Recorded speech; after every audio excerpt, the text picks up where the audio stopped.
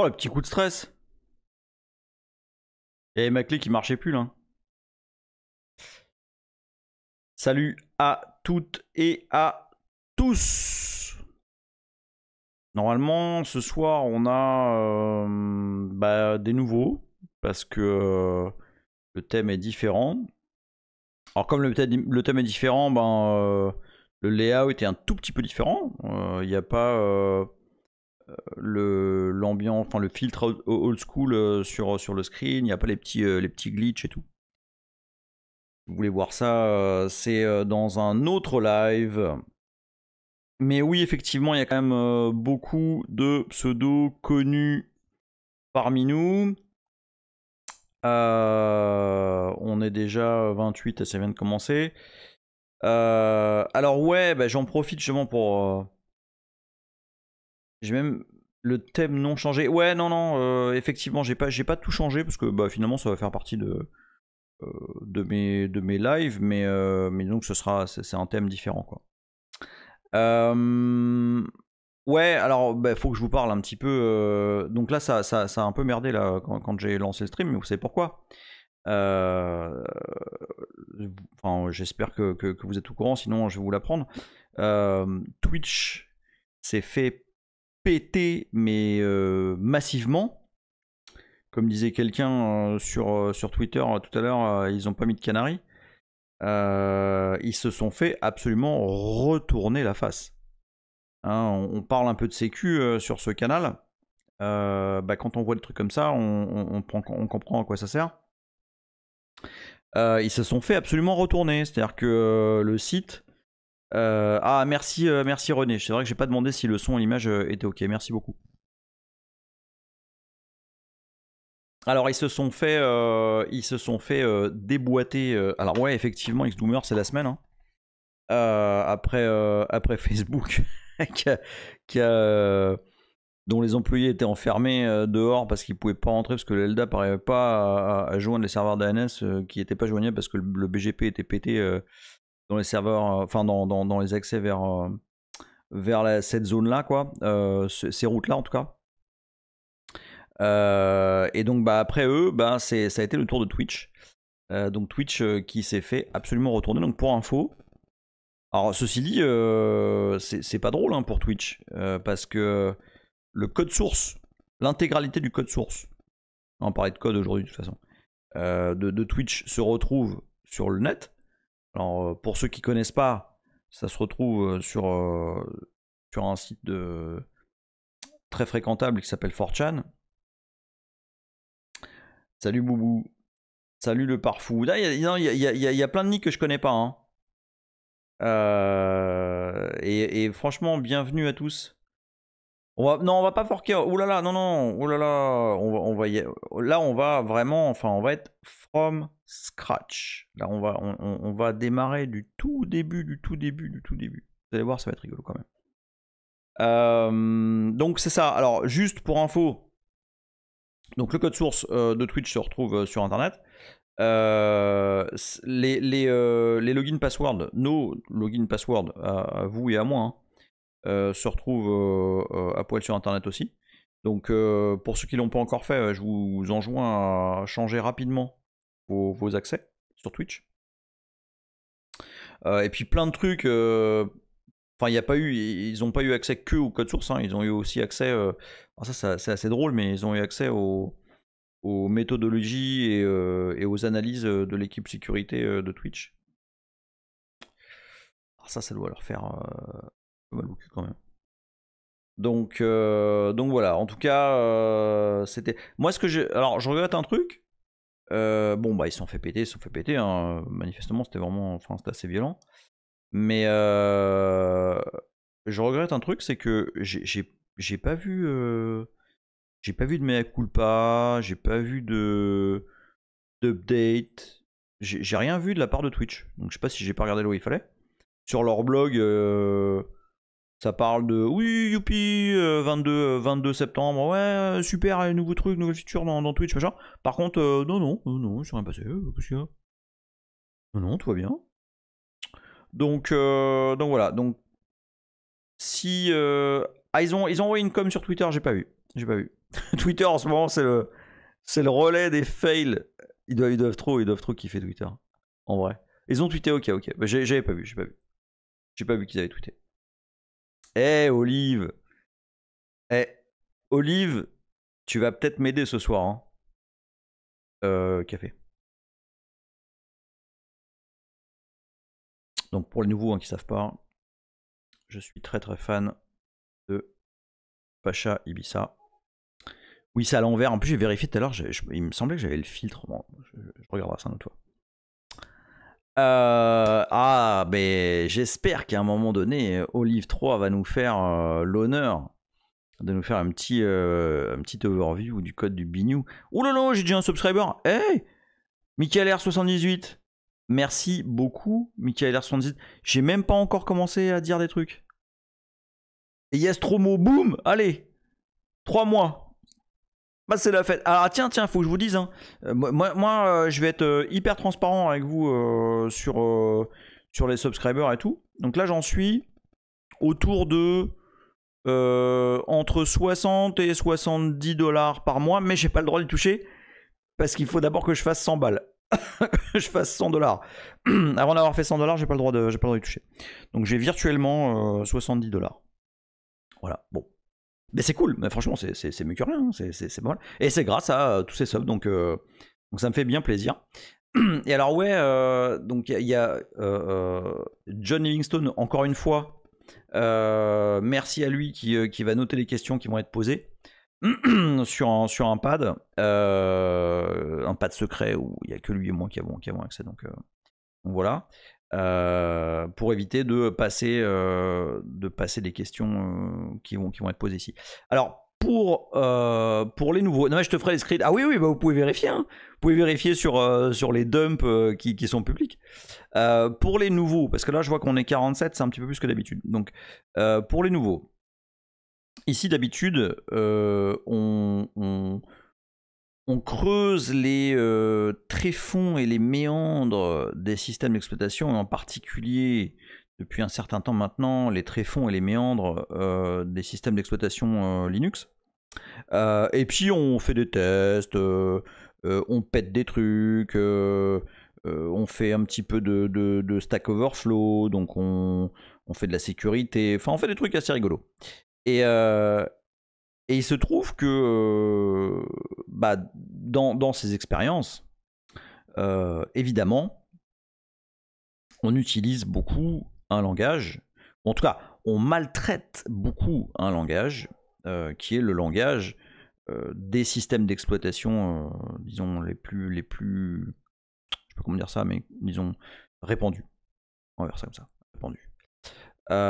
Qui est le langage C. Et le truc, c'est que plus on avance et plus du C on en fait. Et on fait des bouts de code de plus en plus touchy, etc. Et en fait, on se rend compte que le C, c'est pas forcément une connaissance innée pour tous les gens qui soit qui démarrent, soit qui ont une certaine XP mais qui n'ont jamais eu l'occasion. Et comme le dit Olive, le C, c'est le langage de la vie. Et je vais expliquer pourquoi je dis ça. Pourquoi on dit ça. Pourquoi on dit que le C, c'est le langage de la vie. Avant de commencer à écrire des lignes de C, etc., ce qu'on va faire, hein, vous inquiétez pas. Alors, Boulon dit non, le langage de la vie, c'est le langage machine, certes, mais tu vas voir. Je vais exactement expliquer quelle est la relation entre le langage de la vie, le C, et le langage machine qui fait faire les choses. Il faut comprendre d'où vient le C. Ça, moi, j'adore. Ça, c'est la partie historique. Et moi, je kiffe l'histoire. Pour ceux qui veulent... je fais un peu de promo en même temps. Hein. Pour ceux qui veulent connaître l'histoire d'Unix depuis le début, mes deux toutes premières vidéos sur YouTube en l'occurrence, sont justement sur l'histoire d'Unix et de l'Internet. Alors de BSD Unix, mais qui est l'héritier direct d'Unix, et de l'Internet, et comment tout ça a vu le jour, et comment comment les gens de l'université de Berkeley ont globalement retourné la face de l'armée américaine. Vous allez voir, c'est très très rigolo. Donc, tout ça vient de là. Et là, c'est de l'histoire. Avant de commencer à coder, on va d'abord faire un petit cours d'histoire. Moi, j'aime bien faire des cours d'histoire. Autant que le café, j'aime le café. Alors, tout ceci est évidemment intimement lié avec l'histoire d'Unix. Dans les années 70, oui, Père Castor, on m'appelle souvent Père Castor. Mais j'étais pas là, hein. J'étais pas là. J'étais même pas encore né. Pas encore, presque, mais pas encore. Dans les années 70, je vais pas refaire le cours d'histoire d'Unix parce que ça, honnêtement, les 2 vidéos dont je parlais, y reviennent très très largement. Il y a 2 personnes, 2 légendes qui travaillent sur un système d'exploitation multitâche, multi-utilisateur qui s'appelle Unix.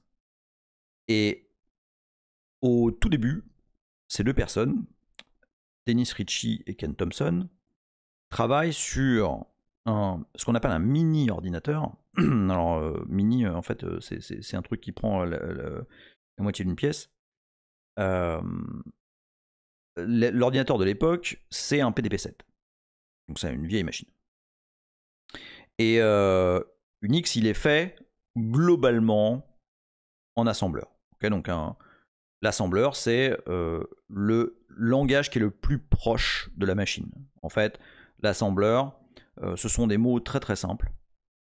Move. Là, je parle d'assembleur x86 pour rendre les choses simples, mais là, en l'occurrence, c'était de l'assembleur de PDP-7. Donc, déplacer une valeur dans un bout du processeur qu'on appelle un registre, une case mémoire en quelque sorte. Je sais pas, additionner 2 trucs, comparer 2 valeurs. Enfin, l'assembleur, c'est vraiment des instructions très très simples, d'accord. Et forcément, quand on manipule des instructions très simples, faire des trucs un petit peu de haut niveau, c'est long, c'est vachement long, ok. C'est long, et puis surtout, lorsqu'on est sur un processeur, ok, si on prend des trucs d'aujourd'hui, hein, admettons on est sur un processeur Intel x86, et puis on programme quelque chose en assembleur, donc avec le langage du processeur, d'accord. Le processeur, le CPU qui est dans votre machine, il a un langage, okay, et il comprend un certain nombre d'instructions. Mais un autre processeur d'une autre plateforme, par exemple,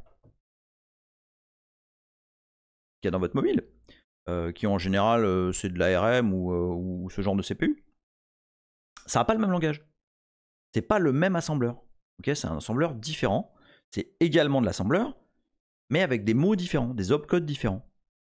Donc c'est super chiant, parce que il faut adapter quand on veut porter, c'est le mot approprié, hein, quand on veut porter une application d'un CPU vers un autre CPU, eh ben putain, il faut se cogner tout le truc, quoi. Enfin, tous les mots sont différents, les instructions du CPU sont différentes et tout. C'est extrêmement relou. Donc, à cette époque, donc on est en 70, hein, 70-71. Unix donc existe en assembleur sur un type de machine qui est le PDP-7. Et ces 2 personnes, donc Dennis Ritchie et Ken Thompson, ont la chance d'avoir, via des magouilles divers et variés, de faire arriver dans leur laboratoire un PDP-11, donc une machine beaucoup plus power. Une machine légendaire, au demeurant, sur laquelle ils vont pouvoir bosser, qui a vraiment beaucoup plus de patates.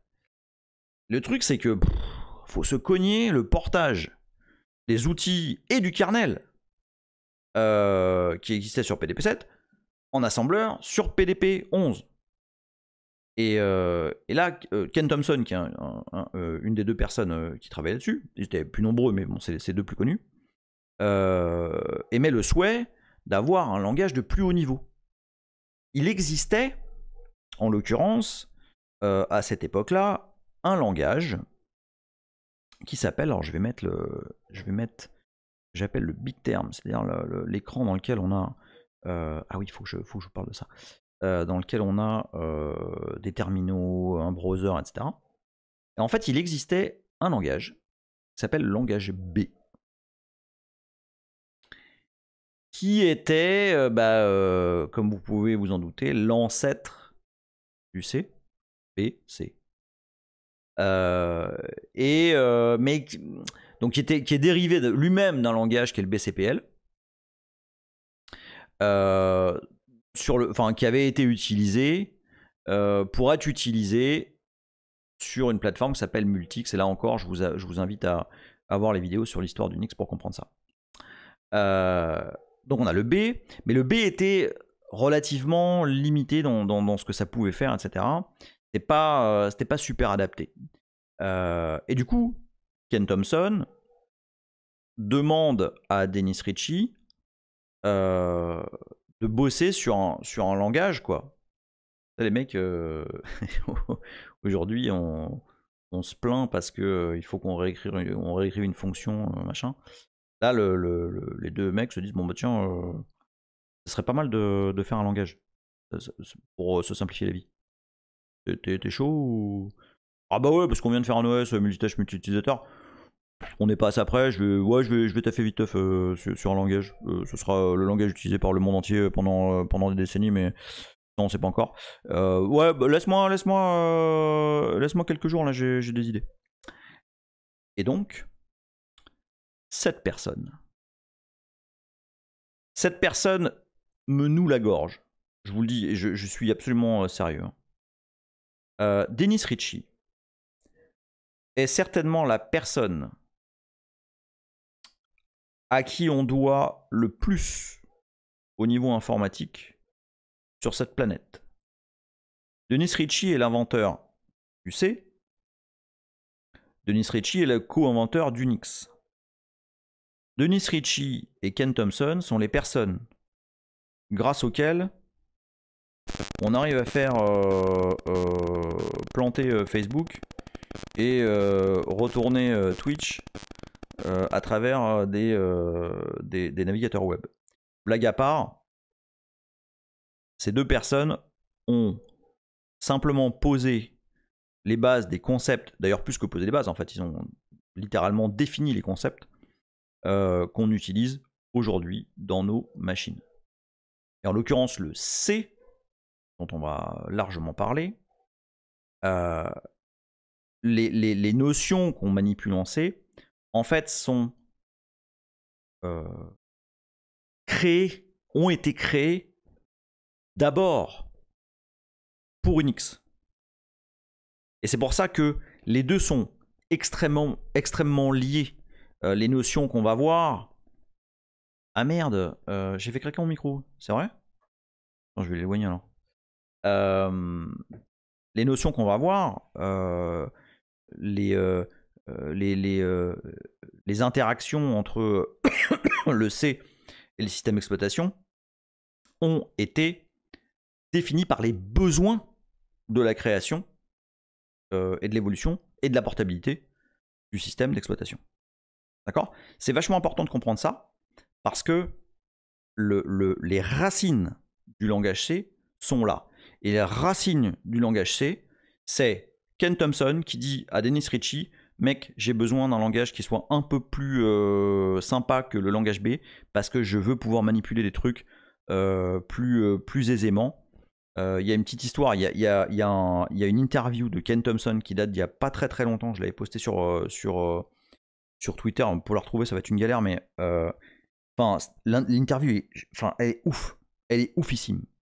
Parce que Ken Thompson, quoi, un des deux créateurs d'Unix, explique que ouais, mais en fait, j'ai demandé à Dennis de travailler sur une notion de structure de données, machin, mais j'aimais pas la façon dont il a fait au début, donc je me suis plaint et tout. Puis finalement, il a inventé la notion de structure. Vous vous rendez compte? Les mecs inventent littéralement des trucs qu'aujourd'hui, c'est vraiment l'épine dorsale. ça se dit ça, épine dorsale? Ouais, je pense. De ce qu'on fait. Ah, super, t'as mis le lien, Orgrim. Donc voilà, enfin, moi je suis... j'ai très peu d'idoles dans la vie, et j'ai pas d'idole en particulier. Mais pour moi, des gens comme Dennis Ritchie sont des gens qui sont injustement inconnus, parce que finalement, à part dans les cercles de geeks, nerds et autres historiens de l'informatique, Dennis Ritchie est inconnu. Et je vais pas faire de... Je sais qu'il y a quelqu'un qui a parlé de Steve Jobs. Je ne vais pas faire de comparaison hasardeuse, mais aujourd'hui, si un iPhone ou si un macOS existe, d'un point de vue design, c'est très probablement grâce à Steve Jobs et à ce genre de personnes. Si ça existe d'un point de vue technique, bah, c'est grâce à des gens comme Dennis Ritchie. Voilà. Wow, attends, qu'est-ce qui s'est passé là? Rogue One GG, gifting one tier, one sub to immediate community. Ouh, attends, c'est quoi ça? Ah, c'est la première fois que je vois ça. Attends, ça veut dire quoi? Tier one sub to immediate... It's their first gift sub in the channel. Mais c'est... Eh, mais merci beaucoup, Rogue One GG. Waouh. Putain, vous me tuez. Hein. C'est vraiment un kiff de faire ce truc, parce que je vois des gens qui se remercient, qui me remercient. J'ai reçu des messages là cette semaine, mais c'est absolument fabuleux. Hein. Oui, non, mais je sais, la Terrarius, que tu disais ça pour troller. Mais c'est important, parce que tu vois, Dennis Ritchie, c'est quand même le mec qui a inventé des choses comme des devices. Tu vois, c'est con, mais les devices, aujourd'hui, tu te poses pas la question. Bon, c'est pas lui uniquement, je suis d'accord, il y a eu le groupe de travail avant, Multix et tout. Mais bon, à la fin, les mecs, ils se sont mis en danger, ils ont sorti quelque chose qui s'appelle Unix. Et pour pouvoir travailler sur la portabilité de ce système d'exploitation, eh ben, ils ont été jusqu'à créer un langage. Et ce langage, c'est le C. D'accord? Et alors, Sonic Boom, honnêtement, moi, je pense, alors peut-être pas Dieu, mais Dennis Ritchie, c'est pour moi, c'est quelqu'un qui... c'est un génie au sens premier du terme, quoi. Enfin, pour moi, c'est un Einstein, c'est voilà. Donc voilà, tout ça pour vous dire que le C c'est pas juste yet another language. C'est à un moment donné un besoin, un système d'exploitation en cours de création, une histoire en cours de création, parce que derrière ça, encore une fois, je vous invite à voir les 2 vidéos sur les BSD Unix. Derrière, c'est tout ce qui déroule. Je veux dire, Berkeley, la libération d'Unix, l'Internet existe grâce au C. Et je déconne pas. Donc, voilà, tout ça, c'est un univers qui est absolument, enfin moi, je pense que vous le sentez, c'est absolument passionnel. Enfin voilà, dans ces années-là, dans la zone de 1970 à même 1969 en fait, jusqu'aux années 90, on est dans la soupe originelle. Vous savez, la soupe originelle qui a créé la vie sur Terre, bah là c'est un peu pareil. Et donc, la raison pour laquelle, tout ça, je reviens à l'origine de ce qu'on se disait, la raison pour laquelle, lorsque je parle du C, je parle du langage de la vie, c'est pour ça. Parce que effectivement, le langage machine est le langage le plus proche du CPU, et c'est effectivement de cette façon-là qu'on réalise des opérations, disons, le plus bas niveau possible. Mais en réalité, le langage qui a démarré, genre le langage qui est à l'origine même de ce qu'on est en train de se dire, de ce qu'on est en train de faire, de ce qu'on partage, de ce qu'est l'Internet en soi, c'est le C. Et on peut dire toute la merde qu'on veut sur le C. Ok ? C'est vrai que c'est un langage qui permet de faire beaucoup de bêtises. c'est un langage, et je vais essayer, dans la mesure du possible, de vous transmettre les bonnes pratiques, ok? Comment essayer de ne pas faire de bêtises, justement. Et c'est vrai que c'est un langage qui permet, de par sa versatilité, de par son bas niveau, permet de faire beaucoup de bêtises. Mais on peut essayer d'en faire le moins possible. Et comme on l'a vu dans le stream parallèle, hein, dans le live qui parle de sécurité, les systèmes d'exploitation ont mis en place avec les années des méthodes qui permettent d'éviter de faire des bêtises, même si on voit petit à petit comment bypasser ces protections. Bref. Voilà, donc ça c'est pour l'aspect historique des choses. Encore une fois, je vous invite à voir les vidéos sur l'histoire de BSD Unix, d'Unix et de l'Internet en particulier, pour avoir toute l'étendue du travail qui a été effectué au sein d'Unix. Voilà.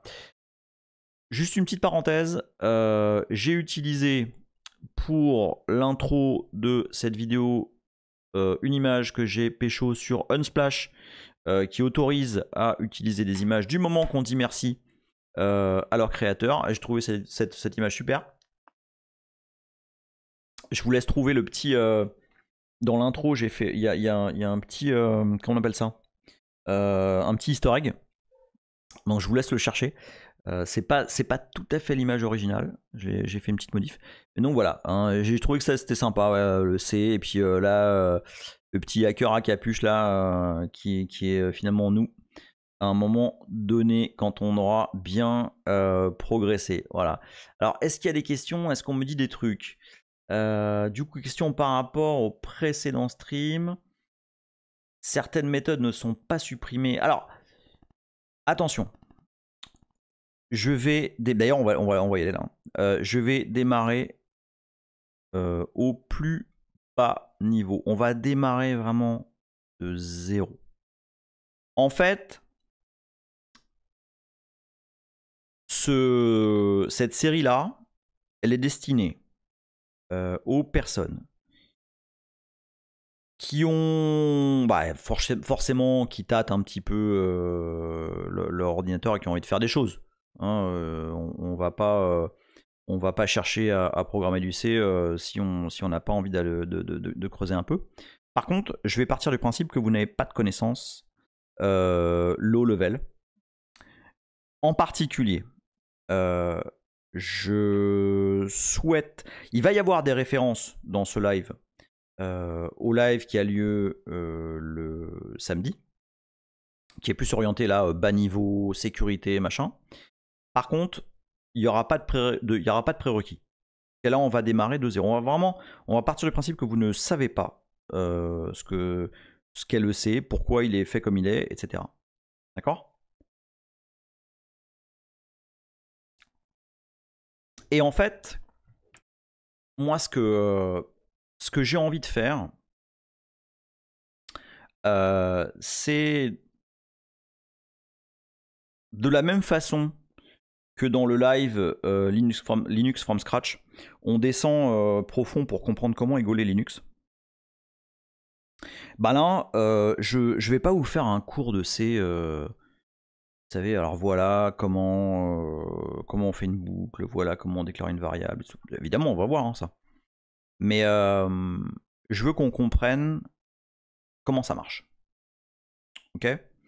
Je veux vraiment qu'on comprenne comment ça marche. Et que quand vous écrivez une ligne de C,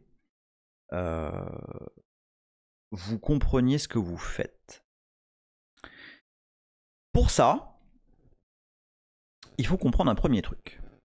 Là, je vais revenir sur la notion de langage de Lévy. Hop. Donc voilà le shell qu'on va voir un bon nombre de fois. Lorsqu'on fait du C, on appelle le plus souvent ce qu'on appelle des fonctions. Les fonctions, c'est pas des trucs qui sont inhérents au C. Les fonctions, il y en a partout, dans tous les langages de programmation, y compris le shell. dans un shell, on peut parfaitement déclarer une fonction et dire, par exemple, function.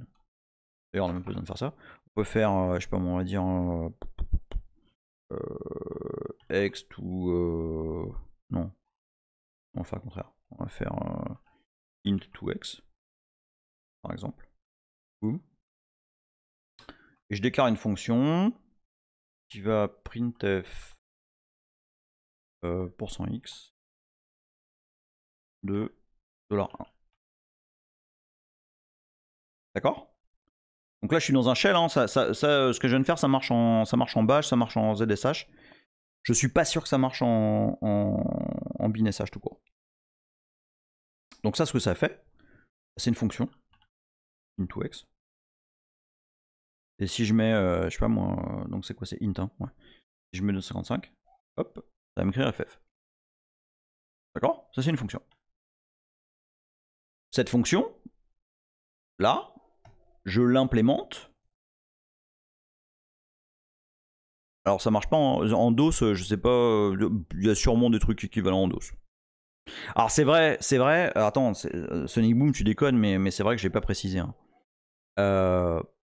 Au cas où ça se soit pas vu dans les 20 premières minutes de cette vidéo, moi je suis un Unix guy. Donc ce que je vais vous apprendre est parfaitement applicable sur un nombre important de plateformes, y compris Windows. Par contre, je suis totalement incompétent en Windows, je vous le dis. C'est un système qui ne m'intéresse pas. Voilà, donc moi je vais vous apprendre le C pur jus. D'accord? Juste, alors, Arpenteur qui me demande ce que j'utilise comme shell. Alors, actuellement, j'utilise ZSH depuis un petit moment. Mais, je t'avoue que ça me saoule un peu. C'est très très lourd. C'est vraiment gros et ça m'ennuie un peu. Donc, mais en fait, j'ai une flemme de ouf de porter ce que j'ai fait sur dans ZSH sur un bash des familles. Moi, j'ai commencé avec bash et puis j'aime bien bash. Et finalement, je me rends compte que j'ai pas du tout besoin d'un truc comme ZSH. Donc voilà, en ce moment, j'utilise ZSH, mais c'est pas, voilà, c'est ponctuel. Donc là, en fait, j'ai déclaré une fonction. D'accord? Cette fonction, elle fait partie finalement de l'environnement du shell. Et elle utilise un binaire, printf, qui est quelque part dans l'arborescence. Printf. Ah bah tiens, c'est un built-in dans... Ah bah c'est peut-être un built-in tout court, même dans bash. Bah oui, sûrement en fait. Non, which printf. Non, voilà, non, c'est un built-in dans ZSH, mais pas dans bash. Donc je ne dis pas que des bêtises.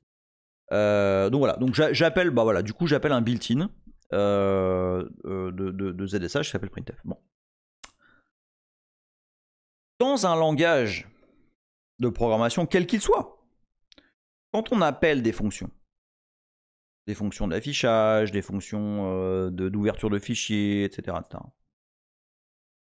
en fait, tout n'est pas directement intégré au langage. Souvent, et le plus souvent en fait, on fait appel à ce qu'on appelle des librairies, ou en tout cas des trucs externes. C'est-à-dire en Python, on importe des choses. En Go, pareil. Et ben en C, c'est la même chose en fait. En C, on a des librairies dans lesquelles il y a une collection de fonctions. Et il se trouve qu'en C, il y a une librairie qui est plus importante que les autres. En C, il y a une librairie qui contient toutes les fonctions de base du langage C. Et cette librairie, c'est la lib C. Très simplement. Et cette lib C, alors c'est un peu le bordel dans Linux maintenant. Là. Avant c'était dans /lib libc, mais je pense pas que ce soit là maintenant. Voilà, c'est le foutoir là. Alors, c'est un x86 machin, voilà, elle est là.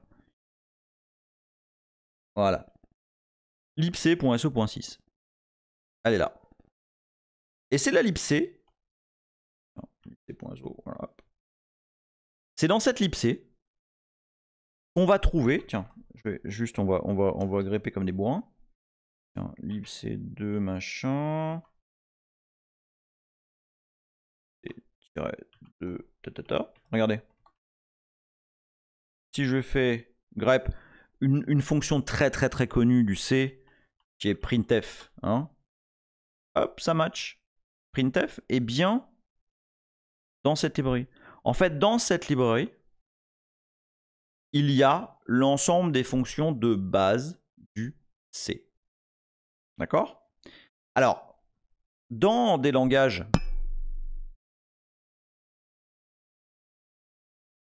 désolé pour le trunk. Alors, c'est quoi l'extension .so? C'est un shared object. Oui, alors venez pas me faire chier avec bibliothèque versus librairie. Hein. Moi, je dis librairie parce que ça sonne mieux. Voilà. je dis ça parce que j'ai balancé un lien vers les vidéos sur Reddit, sur le Reddit sysadmin.fr. Donc j'ai plein de bots, c'était cool. Et puis il y a un mec qui me balance un comment avec un tableau avec les traductions françaises et machin et tout. Et les mecs, on se détend. Full Train, oui, on va faire du makefile et tout. On va aller évidemment plus loin dans la beauté de la génération de binaire avec du C, mais on va y aller doucement. Et non, on va pas utiliser les autotools. On va utiliser, enfin, à un moment donné, on va utiliser BSDMake, qui est de toute beauté. Donc bref, tout ça pour vous dire. Ah non, mais c'est. Alors, les makefiles, c'est pas du tout. Alors attends, Sonic Boom, je te jure. Hein, bah, tu sais quoi? Bon, ça fait déjà 40 minutes, mais je vais peut-être. On va peut-être faire un tout petit makefile tout à l'heure. Juste pour vous montrer comme c'est bidon. Donc, tout ça pour vous dire que les fonctions qu'on utilise en C, bah, c'est des trucs qui sont simplement présents dans des librairies. Donc, de la même façon que en Python, vous importez des choses, et ben en C, c'est un petit peu différent. On n'importe pas. En fait, on a des librairies, comme la libc. Et, allez, on va commencer. On va commencer par 0.c, parce que, je vous le dis, les tableaux commencent à 0. Et en C, lorsqu'on veut utiliser une fonction, le premier truc qu'on fait, c'est qu'on inclut un fichier un peu particulier qui est un header. Ah non, me lancez pas sur le SalemLCF là. Alors Yastromo, on en reparle tout à l'heure. Non, on va pas commencer. Non, on va pas mentir. Non, alors justement, Lee, tu vois, sur ce live, je ne mentirai pas. Tout ce que je vais dire va être parfaitement réel. Tu verras. Donc, j'inclus un fichier un petit peu particulier. Mais non, vous allez voir. Non, vous allez voir. Un fichier un peu particulier qui est un fichier header. Et un header, donc par exemple, là, je vais prendre un header très connu qui s'appelle stdio.h. En fait, dans ce header, j'ai installé une extension tout à l'heure qui est un peu pourrie. Donc je vais quitter. Okay, donc stdio.h. Les headers, par défaut, se trouvent dans USR include. Et donc dans USR include. Ah non, là c'est du C, hein. Ah, là on est full C là.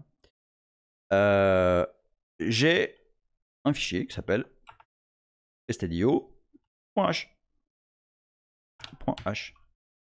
D'accord?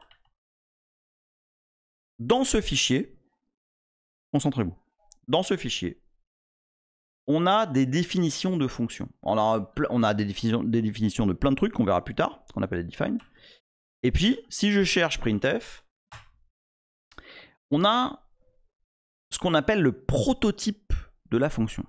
Le prototype, c'est comment je suis supposé utiliser printf. Et je suis supposé utiliser de cette façon-là. Ça renvoie un int. Ça prend ce qu'on verra plus tard, un pointeur sur une chaîne de caractères. Enfin, sur un pointeur sur char étoile, bref. Un format et 3 petits points. On verra ce que c'est. C'est une déclaration, ouais. Non, mais t'as raison. T'as raison, Keltounet, c'est une déclaration. C'est un bien meilleur mot, d'ailleurs. Donc, c'est une déclaration de comment je dois utiliser la fonction printf. C'est déjà du C. C'est tout à fait du C. Mais pour l'instant, c'est juste, ça dit au compilateur comment je dois utiliser la fonction en question. D'accord ? On va pas trop s'attarder pour l'instant dessus.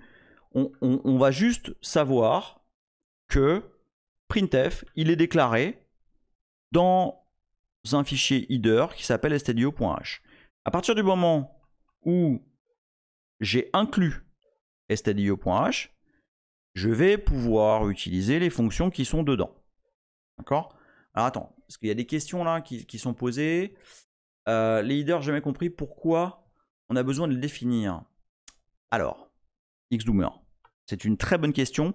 Et honnêtement, si vous avez des questions de ce genre-là, c'est absolument le moment de les poser. En fait, pourquoi on est obligé de déclarer des headers? On va faire l'exemple. Regarde. Je vais revenir après sur ce que je fais là. Je vais juste, pour répondre à la question d'Xdoomer, donc je vais utiliser printf. Parce que je fais un code absolument immonde là, et c'est absolument volontaire. Et de toute façon, vous allez voir que ça va pas fonctionner. Donc, si je fais ça, donc ça... Non, mais non, vous allez voir. J'ai rien dit. Je n'ai rien... Pour l'instant, je n'ai rien expliqué. Je n'ai rien expliqué, je n'ai pas dit de mensonge. Je n'ai pas dit de mensonge. Pour l'instant, j'ai fait un code très dégueulasse, juste pour montrer quelque chose à Xdoomer. Donc, j'essaye de compiler ce code. Et qu'est-ce que ça me dit? Ça me dit que je déclare de façon implicite une fonction qu'on ne connaît pas. En fait, un header sert à dire au compilateur, attends, je vais te mettre une fonction là, t'inquiète pas, à un moment donné, tu vas avoir ce qu'il faut pour comprendre que cette fonction, on l'utilise comme ça.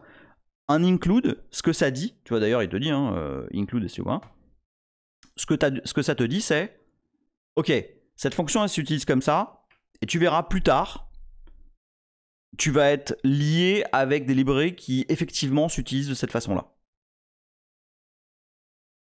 Et effectivement, ce que dit John Livingstone est tout à fait vrai. Le header indique au compilateur ce qu'il doit prévoir de mettre. Vous vous rappelez, pour ceux qui ont suivi les autres lives, ce qu'on doit prévoir de mettre dans la stack, ce qu'on doit passer en paramètres, machin, etc. D'accord? Donc un header, c'est juste ça. C'est une sombre histoire de mensonge. Ouais. Alors, ok, maintenant j'efface ça. Ok, c'était juste pour montrer, l'utilité des headers.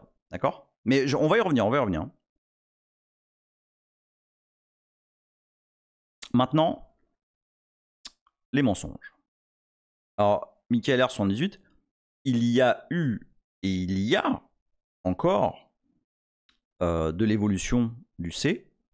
Effectivement, il y en a eu plein. Le C c'est pas une langue morte. Hein. Le C évolue. Attends, il y a des questions en attente. Léa, est-ce qu'il est possible, sans avoir les points H, de retrouver les prototypes déclaration des fonctions? Alors, si t'as pas les points H, va falloir que tu ailles mater les sources du truc. Bah, tu peux déclarer tes propres prototypes. C'est-à-dire que si j'avais pas le point H de printf, je vais prendre quelque chose qui ressemble à ça. Je vais le mettre en tête de mon programme. Et ça va parfaitement passer. std.h, est-ce que c'est genre le premier leader qui a été écrit par Dennis Ritchie? Franchement, ça doit pas être loin. Ça doit vraiment pas être loin. Je pense que stdio, si c'est pas un des premiers trucs qui a été écrit, est-ce qu'on peut faire de la surcharge de fonction? Bah oui, bien sûr. Bah ça s'appelle pas exactement de la surcharge, mais oui, tu peux faire de la surcharge. Tu peux avoir une fonction qui utilise une autre fonction. C'est pas exactement de la surcharge, mais de toute façon, j'aime pas ça, moi, surcharge. Donc bref. Attendez, on est en train de s'éparpiller là. Surtout s'il y a des gens nouveaux là qui... C'est standard input-output stdio, absolument. Donc, parce qu'après, on va encore dire que je dis des mensonges. Depuis tout à l'heure, je vous dis un truc. Non, vous allez voir. Vous allez voir comment je ne vais pas mentir. Au contraire de ce qu'on vous raconte en cours, je ne vais pas mentir.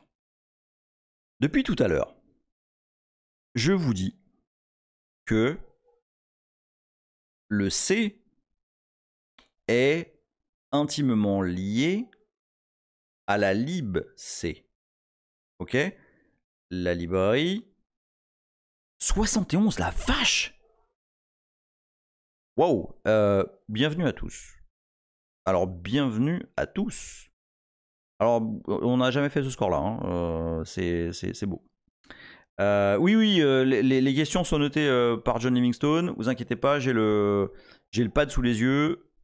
Il n'y a rien qui va passer sous le radar.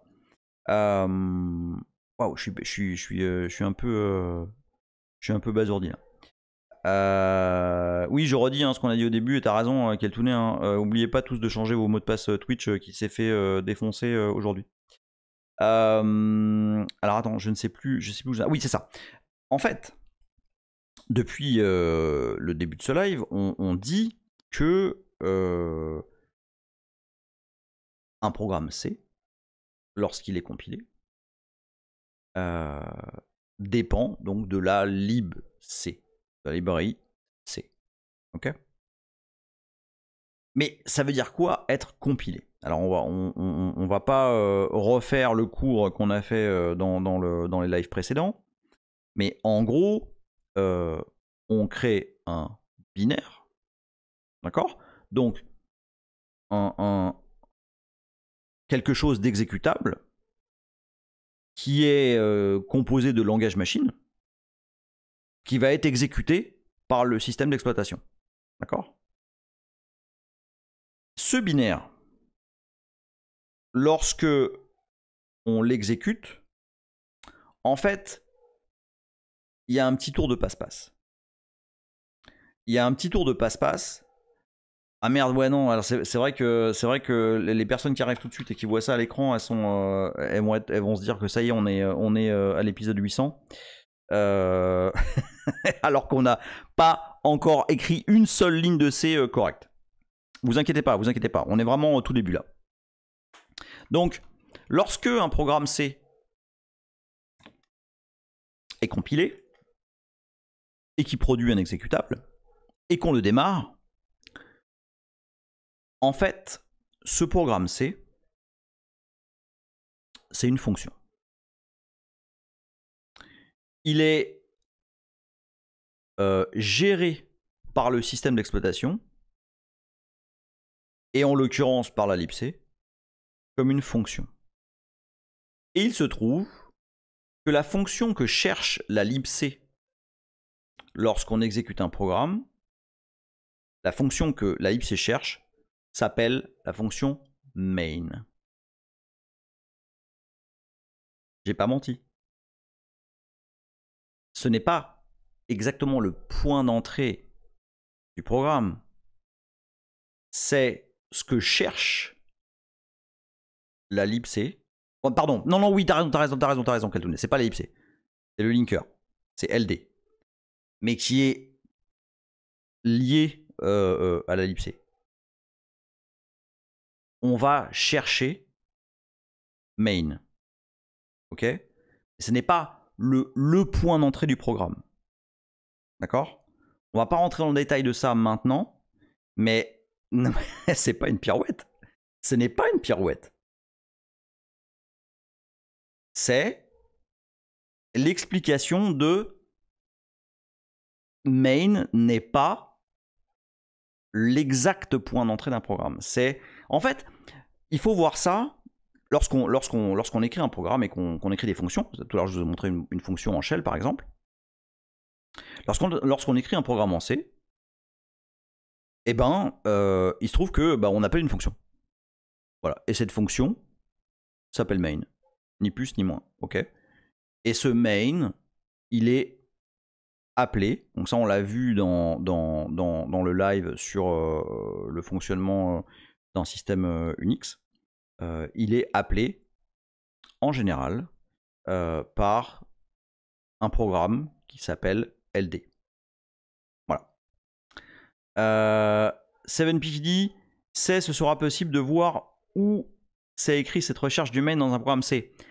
Alors en fait, j'ai déjà fait cette vidéo et c'est justement dans la série Linux from Scratch où en fait on explique comment tout ça fonctionne, comment le fondement de l'exécution d'un programme existe, comment elle est créée, comment ça se déroule et comment ça fonctionne derrière les rideaux en fait. Pour ça, là, je reste assez high level, je rentre pas trop dans le détail, mais on a toute une série de vidéos qui expliquent justement comment tout ça fonctionne. Voilà. Donc voilà, mais là, dans les épisodes mensonges 101. LD est commun à tous les OS? Non, LD n'est pas commun à tous les OS, mais tous les OS Unix en tout cas ont un système très très similaire d'exécution de programme. On va faire un peu de C. Parce que ça fait 55 minutes là déjà. On va faire un peu de C. Donc, on va faire un tout petit programme de rien. J'avais prévu beaucoup plus de choses là pour aujourd'hui. Et je vais, on va pas, alors pour ce premier numéro, on va pas faire 2 heures. Hein. Je vais vraiment aller, on va faire 1 heure quelque chose, peut-être 1h10, 20, mais je veux essayer de pas faire un épisode trop long. Parce que sinon après, ça écœure tout le monde et tout. Donc, je vais écrire une petite fonction. Ok ? Cette fonction s'appelle main. Et elle sera appelée par le linker lorsque je vais compiler le programme et que je vais l'exécuter. Je ne vais pas lui passer de paramètres au début. Et je vais rien y faire du tout. Ceci est le programme le plus simple qu'on peut écrire. Alors, je fais une petite explication quand même. On déclare une fonction qui retourne. On est en fait avant la fonction, on déclare le type de données qu'on va retourner par la fonction. Et ça, c'est vachement important. Parce que le C est un langage typé. J'ai dit de la merde là ? Parce que je vois parler de café, alors du coup, je suis un peu inquiet là. Ok. Va-t-il compiler quelque chose avant la fin du stream? Si, je vais compiler là, tu vois. dans mon référentiel d'espace-temps, seulement 10 minutes sont passées. Alors j'avoue, ça passe vite. J'avoue, ça passe très vite. Alors après, c'est génial, vous posez plein de questions. Enfin. Donc là, oui, je déclare une fonction qui s'appelle main et qui retourne un int. Olistro a raison. Si je ne mettais pas int ici, implicitement, on dit que main, qu'une fonction, va retourner de l'int. Mais, alors 7p demande si à la place de int, je pourrais mettre un str. Qu'est-ce que ça ferait si je faisais ça? Je t'avoue, j'ai pas. En fait, dans les mauvais cours de programmation, on peut voir ceci. Et ça, c'est mal. Ça, c'est très mal. Bah, d'ailleurs, le petit plugin que j'ai mis là, il veut pas de ça. Hein. Ça, c'est mal. Parce que on veut savoir ce que retourne une fonction.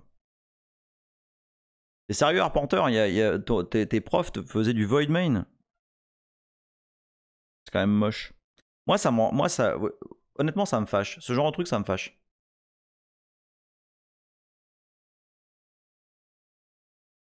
Mais non, mais vous êtes sérieux? Bah, en fait, tout le monde est en train de me dire que vous avez appris à faire void main. Mais putain, mais tu m'étonnes que les gens savent pas faire du C. C'est... Oh la vache. Ah, vous me tuez. Hein. Comment vous voulez? Ah, mais ça me rend fou, là.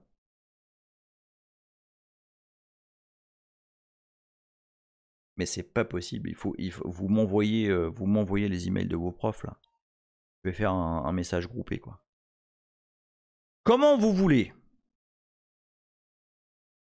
que le parent du programme sache si le retour de la fonction qui est appelée la main, donc le programme qui est exécuté, comment il va savoir si ça s'est bien passé, mal passé, etc., si on n'a pas de code de retour? Mais hérétique, mais au bûcher!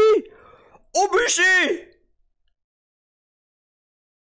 C'est hallucinant. Ah non, mais c'est hallucinant. Donc on ne doit pas mettre void en retour de main. Il faut avoir un int. De toute façon, c'est comme ça. Enfin, de toute façon, la valeur de retour attendue d'un programme exécuté par la libc est un int.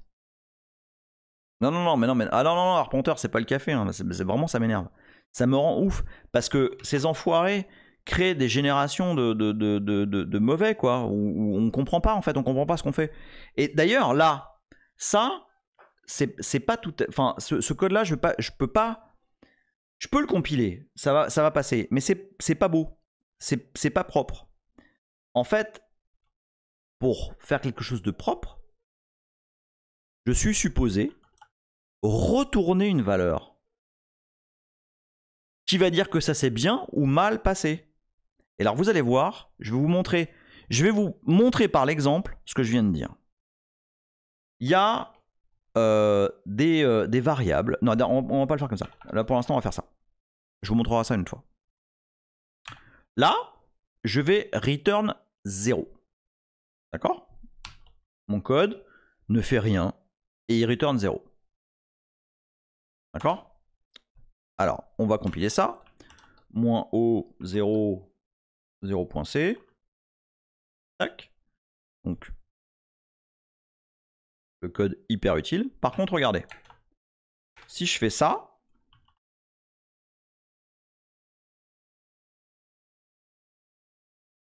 on est d'accord. Le retour de la fonction est 0. Donc, tout s'est bien passé. Donc, mon EE fonctionne. D'accord? Maintenant, regardez. Si je fais la même chose avec ça. Donc, je recompile mon truc.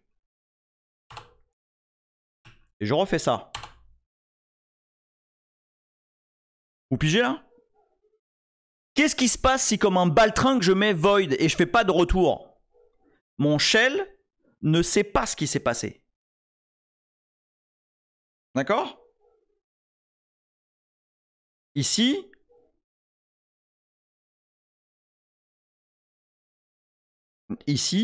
je définis quel est le code de retour de ma fonction et comment se sont passées les opérations. Ah mais ça m'énerve. Ah mais je te jure, Estromo, ça m'énerve. Ça me rend ouf. Parce que je me dis qu'il y a... Mais si, bien sûr, le parent d'un processus a toujours besoin de savoir comment c'est exécuté son fils. Et on verra quand on parlera de fork, etc. Mais tu dois savoir quel est le résultat de l'exécution d'un processus. Parce que sinon, tu ne sais pas si ça s'est bien passé, tu ne sais pas si ça s'est mal passé. Si toi, en parent, tu veux agir de telle ou telle façon, fonction de code de retour, par exemple, si tu as -1, et -1, ça voulait dire que, je sais pas moi, il n'y a pas assez de mémoire, -2, ça veut dire que on est un jour impair, etc. Enfin, les codes de retour, c'est important. C'est important de savoir comment c'est exécuté un code. Alors, il y a des questions là. L'IPC est tout le temps chargé sans avoir à le demander. La libc n'est pas chargée, elle est liée. Enfin, si, d'une certaine façon, elle est chargée. Dans un programme compilé de cette façon-là, elle est implicitement liée. Regarde, si je fais LDD 0, tu vois. Attends, elle est là. Hop, voilà. Implicitement, effectivement, elle est liée. D'accord? T'as pas besoin de faire quoi que ce soit. Le pare-fou, quand tu importes la libstdio, attention, tu importes pas la libstdio, tu importes le header, ok, l'include stdio.h et tu te lis à la libc, d'accord. Tu prends toutes les déclarations de fonction. Oui, absolument. Quand tu include stdio.h, tu prends toutes les defs. D'ailleurs, regarde. Attends, c'était quoi déjà le flag? Je me rappelle plus. Attends, bouge pas. Bouge pas, bouge pas. Si quelqu'un s'en rappelle, c'est quoi déjà, juste pour avoir l'output du préprocesseur? Je sais plus si c'est -S, -E, je m'en rappelle plus. Attends.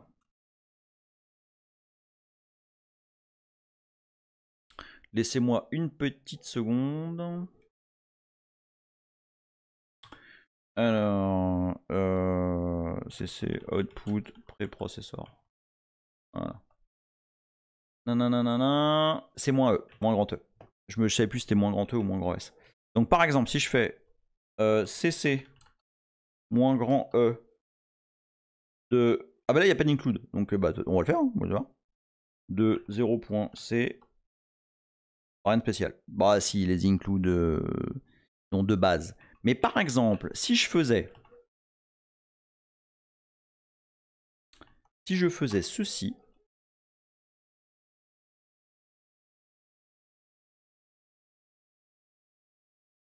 .h, et que je fais...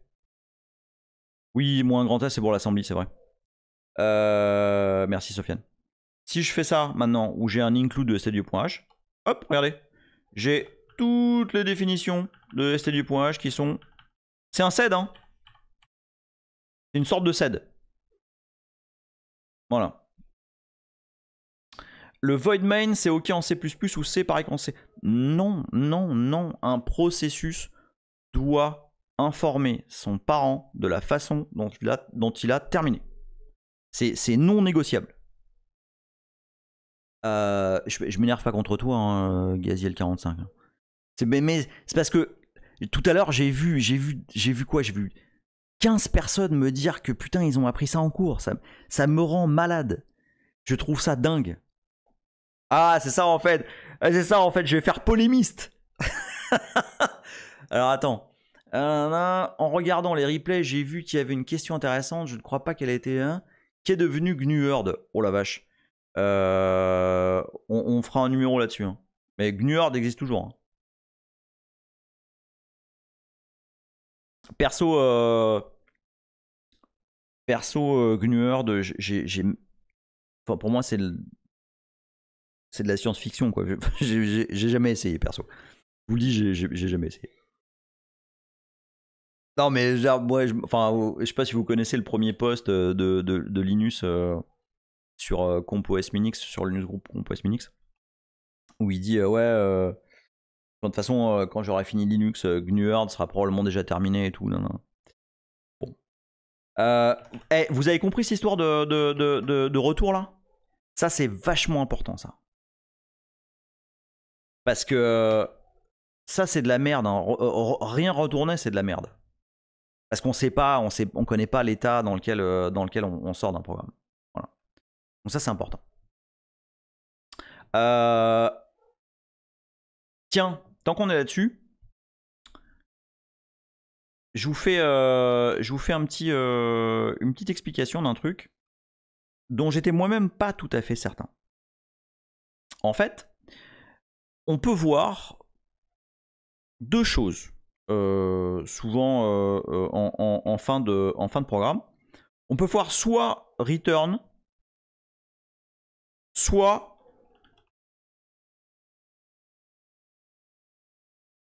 exit. Par exemple, exit 0. En fait, alors là, ce qu'il me dit, c'est que j'ai pas mis la déclaration exit, je sais plus où. Là. Moi, je sais jamais où sont les trucs. Voir.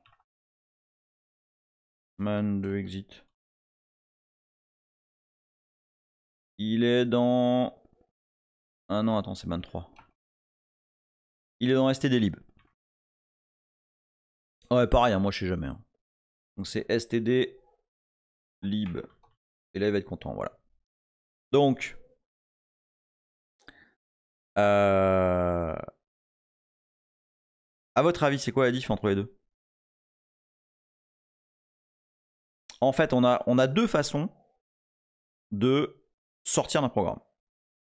On peut return depuis main, on peut exit depuis main. Mais il y a une façon qui est, entre guillemets, meilleure que l'autre. Alors, je vous raconte. C'est pas...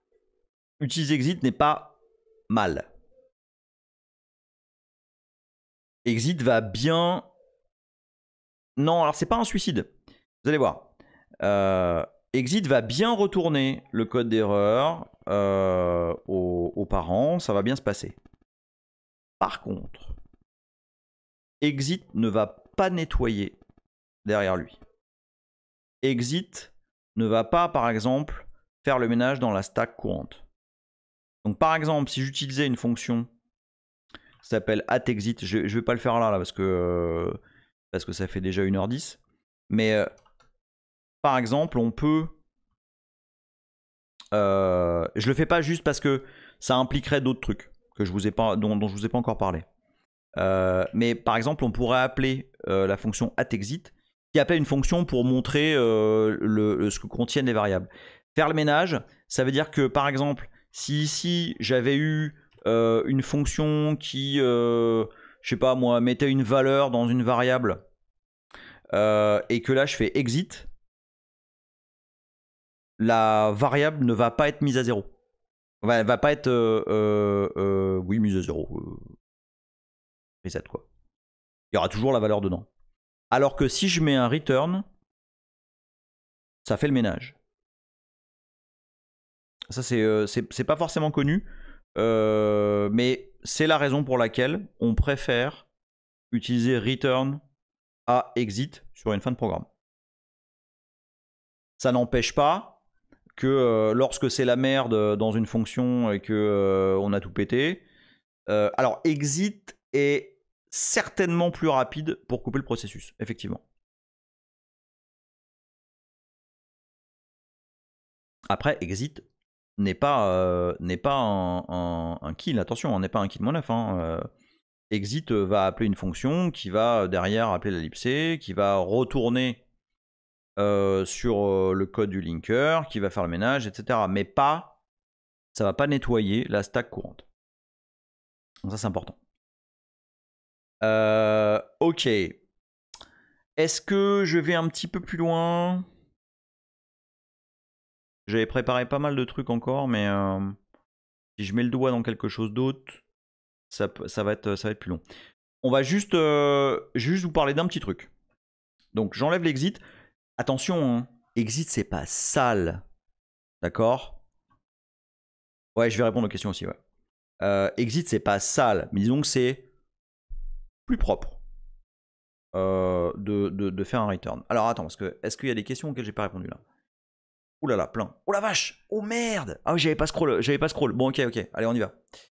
Alors, non, il existe des OS non Unix. Bah oui, forcément, il y en a plein. Notamment, enfin, il y en a plein. Moi, en ce moment, je suis en train de jouer avec Amiga, donc tu vois. Orgrim, c'est pas Elf qui impose LD, donc les OS qui utilisent ce format. Elf n'impose pas LD. Hein. Elf, c'est un format d'exécutable et de librairie. Mais ça n'impose pas l'utilisation d'un LD, tu pourras avoir une méthode tout à fait différente. Hein. Arpenter, int main ou void main, bon, je pense qu'on a largement répondu à la question. Tu es en train d'écrire int main. Paléon, le type de données Attends, le type de données du résultat de la fonction. Je comprends pas la question. Alors, la définition, ce que s'attend le linker à recevoir de main, c'est un int. Voilà. Void, ça vire le std out. Non, attention, 7p. Attention. Tout ce que je dis, c'est que le retour, le code de retour du programme, regardez, je vais le rendre plus, je vais le rendre plus réel. Je rebuild. Bim. Donc 0. Ah oui, spoiler, il y a un 1. Si j'affiche le code de retour du programme que je viens d'exécuter, c'est 0. On est d'accord? Maintenant, regardez. Je reprends 0.c. Tac. Et je vais return. Tiens, on va faire les foufous. Moins 255. Bim. Je rebuild. 0. Tiens, pourquoi il dit hein? Ah, peut-être parce que. Attends. C'est bon? Oh, tiens, c'est curieux ça.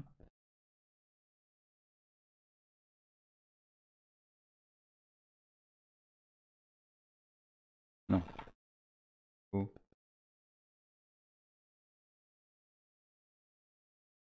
Tiens, c'est marrant ça. Ah, mais oui. Non, mais je sais. Parce que, bah oui. Moins de 255, oui, non, c'est moi qui suis en train de faire de la merde là.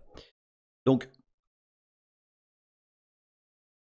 le code de retour de ton main n'influe pas sur ce que tu vas sortir sur stdout. Mais là, j'ai pas envie de parler d'stdout, stderr maintenant. D'accord? Dites-vous juste que ce qu'on retourne de la fonction, c'est un statut. Ok, curl par exemple, quand tu fais un curl vers une URL qui n'existe pas ou je sais pas quoi, le code de retour, si je dis pas de bêtises, c'est genre le code HTTP. Ok, c'est très pratique de savoir ce que retourne une fonction. D'accord? Attends, je continue avec les questions là. Nanana. Est-ce que void peut être utilisé avec une fonction qui n'est pas main? Bah bien sûr. Ah mais complètement. Attends, c'est important ça cette question, Phaléon. Je suis pas. Attention là, je suis pas en train de dire que void c'est le mal. Hein. Void, faut juste avoir à l'esprit que c'est un type qui ne vaut rien. Okay, tu mets void parce que ta fonction, t'as pas prévu qu'elle retourne quelque chose. D'accord? Ah oui, bah, l'analogie pour HTTP, ouais, c'est voilà, exactement. Bah, tu vois, typiquement, imagine, tu fais un code C qui va fetch un truc. Et tu veux, avec ton shell, c'est ça qui est top, avec ton shell, tu veux savoir quel est le code de retour qui a été renvoyé par ton code quand il a été fetch une URL. Bah, tu renvoies les codes de retour HTTP, voilà, par exemple. Ok, Orgrim. Avec le void, le code de retour du programme, c'est quoi? Bah, tiens, je pense que ça va être. Si c'est pas rien. Attends, c'est une bonne idée. Tiens, j'ai pas essayé. Je me demande, non? Void. Et on va rien mettre. Non, attends. Je vais voir. Et en plus, là, tu vois, là, mon plugin, là, il est pas content. Hein. Je vais voir. Tac. Qu'est-ce que ça donne? Vous pariez sur quoi, là? 41.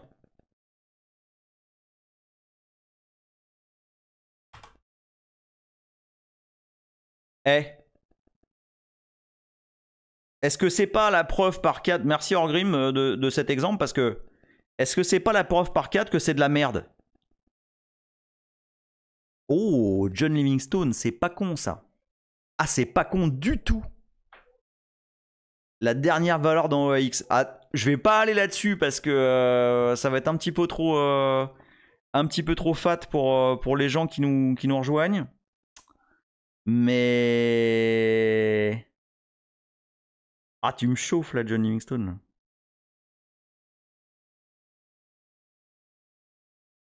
Ah, je vais pas le faire. Non, mais je vais pas le faire parce que je veux pas. Ouais, moi aussi, mais. Ah, c'est carrément possible en fait. Ouais, je vais pas le faire là, Ah là là, attends, j'ai envie de le faire là. À voir en off, mais grave. Ok. Genre, J. Togrim, à ne pas confondre avec Orgrim. Quel intérêt de laisser un void main compilé? Quel est l'intérêt? Bah, je sais pas. Peut-être que GCC a un mode mendiant. Je sais pas. GCC moins gitan, quelque chose, je sais pas. Sonic Boom, en même temps, au risque de m'en prendre une, quand tu compiles Void Main, le compilateur gueule pas. Bah, c'est pareil. Est-ce qu'il gueule? Non, il a pas gueulé, hein, t'as vu? Il a pas gueulé hein, quand j'ai buildé avec le Void Main. Hein. C'est mon plugin qui a gueulé. Orgrim, peut-on avoir un petit topo sur le préprocesseur à la compilation? Oh, on a un peu vu, non, tout à l'heure, là, avec mon GCC moins grand E, là. En gros, bah, tes includes, ils sont comme le nom l'indique, include dans le code. Enfin, un préprocesseur, c'est pas très malin. Hein. Tiens, je vous montre un petit truc vite là. 0.c. Tac. Et on va faire. Bon, alors, je vais enlever cette horreur parce que ça me fait saigner les yeux là, je vous dis. Hop, voilà. Puis on va dire en return. Mon define. Tac. Hop. Alors là, il va pas être content. Je sais pas si ça va marcher ça. Ça, c'est je dis que je le fais, mais en fait, j'ai pas essayé. Moins O0. Moins D. Mon define égale 1. 0.c. Tiens, ça passe. 0. Ouf. Hop là. Un petit Rodriguez. Hein? Ah, hey, tout petit. Tout petit Rodriguez. Qu'est-ce que ça veut dire? Qu'est-ce que je viens de faire là? Donc, en gros, préprocesseur. Là, en fait, c'est la même chose que si j'avais eu un include toto.h et que j'avais eu dsdefine. Ça, c'est la même chose que dsdefine mon define espace 1. Ok? Un define en C, c'est pas une variable, c'est un sed. Okay, on remplace une valeur par une autre. Ni plus ni moins. D'accord? C'est mystérieux ce que je viens de dire ou pas là? Vous me dites, hein, parce que je veux pas vous niquer avant de vous coucher là. Ça va pour tout le monde? Vous me dites, attention, hein, c'est un cours. Bye bye Astromo, merci d'être venu.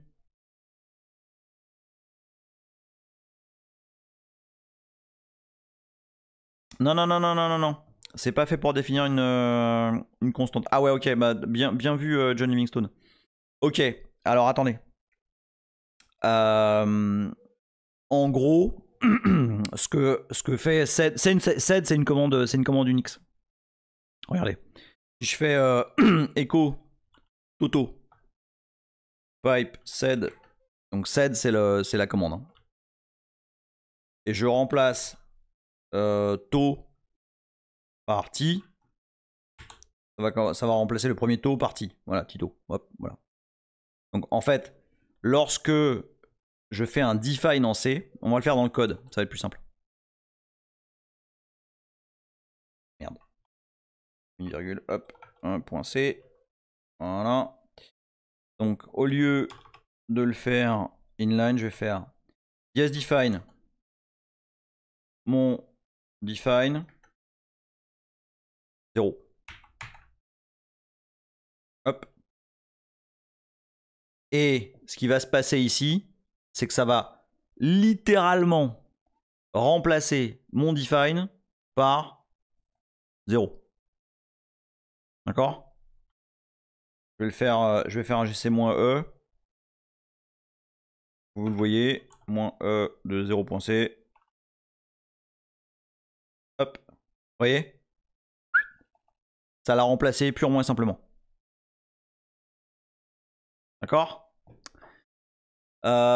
Exit, ça retourne rien. Si exit retourne absolument, si je fais un man 3, exit. Non. Tac. The exit function cause normal process termination value of status is returned to the parent. Ok? Le exit retourne absolument la valeur qui lui est passée en paramètre. Ok? Quand on utilise exit, les allocations mémoire ne sont pas libérées. Si. Attention. Quand je dis que ça fait pas le ménage, c'est pas pareil. Lorsqu'un programme exit, de toute façon, la mémoire qu'il occupait est libérée. Ok, mais là c'est plus le kernel qui s'occupe de ça. C'est pas le return, c'est pas le linker. Exit, c'est plutôt pour sortir d'une boucle. Tu as arrêté une fonction.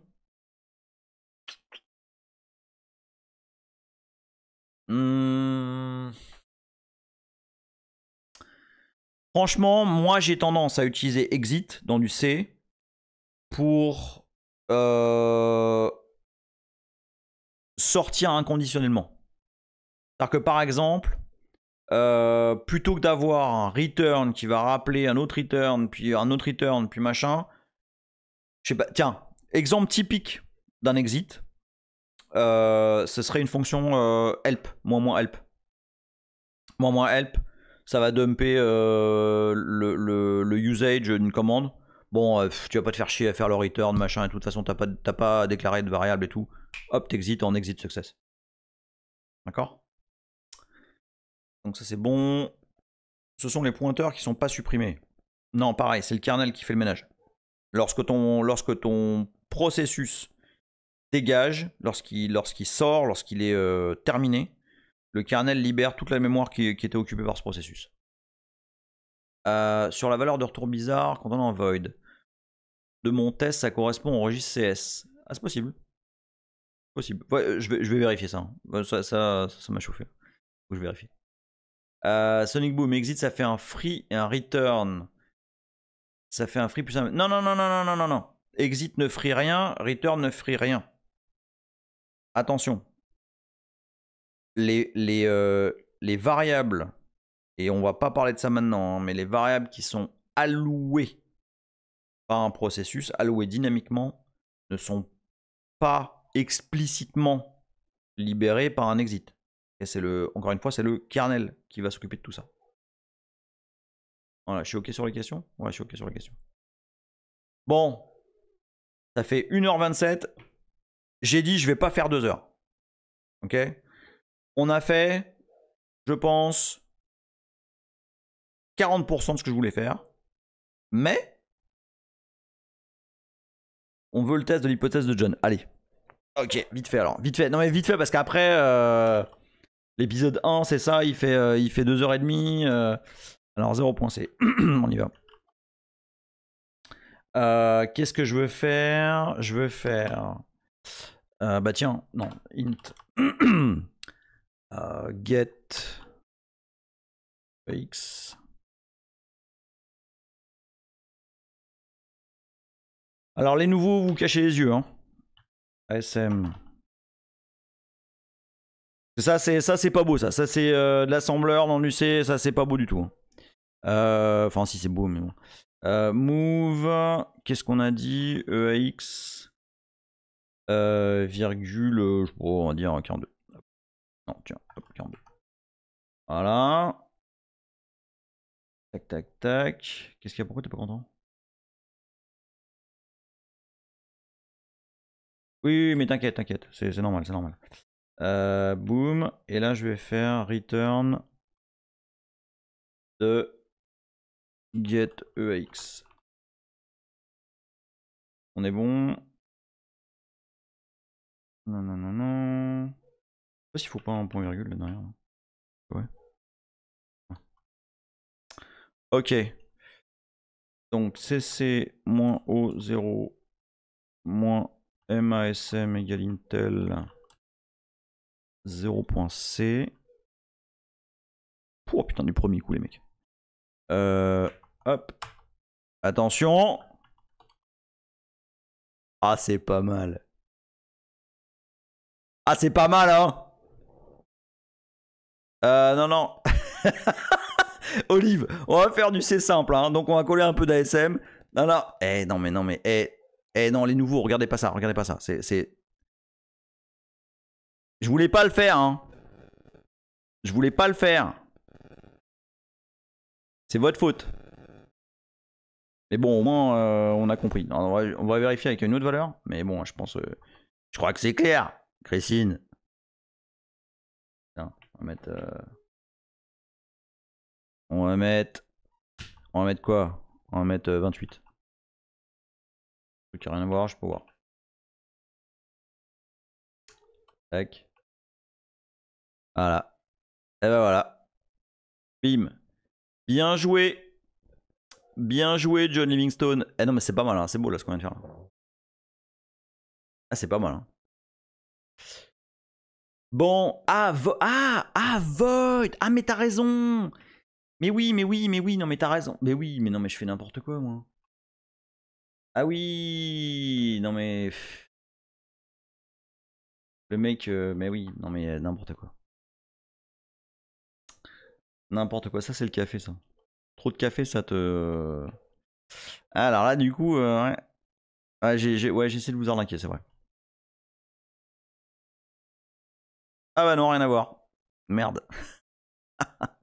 Merde. Par contre, c'est chelou parce que ça vaut plus. Ouais, je regarde le registre CS. Ah non, j'ai pas appelé GetEX. Absolument, je fais que de la merde. Hein. C'est foutu. Là, je suis foutu. Là. Vous avez dit, il fallait pas le faire. Non, mais t'as raison en plus. Et nouveau, faut. Allez vous coucher, hein. Vous regardez pas ça. Hein. Là, on est passé en mode 23h là.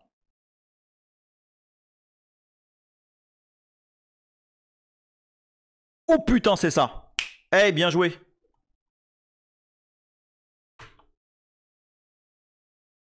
Ah, c'est bon, c'est ça. Ah, joli, joli, joli. Bien ouais. Bien ouais, John Livingstone. Non, non, non. Alors attends. Eh, 7P, non, stop. Non, mais t'inquiète. Non, mais voilà, mais oui, mais je voulais pas aller jusque-là. Ça, c'est la faute de John Livingstone, d'Olive et tout, qui m'ont gangréné là. Aller faire des trucs en. Regardez pas ça, c'est moche. Regardez pas, c'est pas fait. Allez. Bon, là, donc c'est EX. Bon, voilà. Allez, il est 22h32. On a fait 1h32. C'était cool. On s'est bien amusé encore. J'espère que de nouveau je vous ai pas fait peur quoi, parce que on a fait des trucs un peu chelous là. Il y a eu des subs, putain. Oh là là, Cool Train. Ah merde, Cool Train il a filé des abonnements carrément quoi. Ah merde, putain, mais Cool Train, mais tu déchires mec.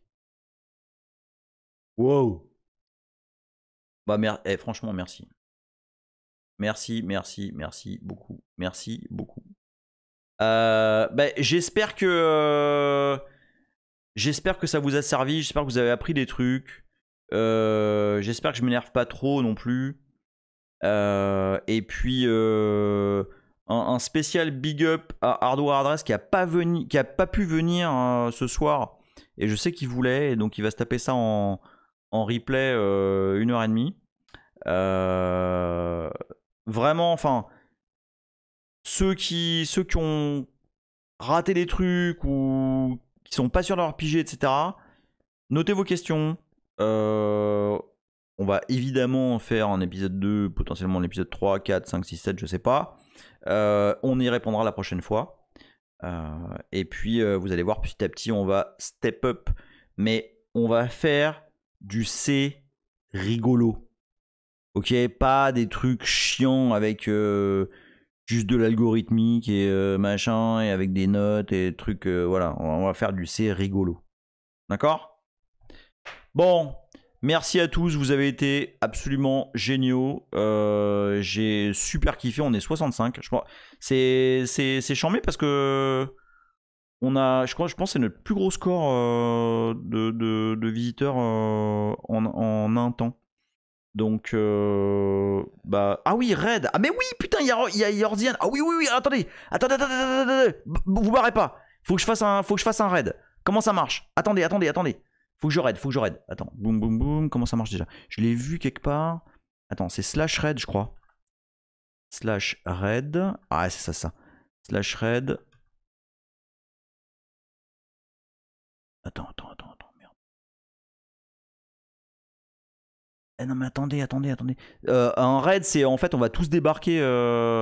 Parce que Yordian, il fait un stream absolument fabuleux. Et il m'a déjà raidé. Et je l'ai jamais raidé. Donc là, voilà. Attends, est-ce qu'on peut faire ça? Je peux faire ça ou pas? Non, ça marche pas. Slash raid. Comme ça. Ah non, attends, parce qu'il me dit j'ai déjà un raid une progress. Attends. Merde. Ah, du coup, attends, j'ai quitté mon live là. Je sais pas comment on fait. Le mec, il vient de montrer comment on fait du C et tout machin, puis il arrive pas à faire un raid. Mais ça marche ou pas? Ça fonctionne?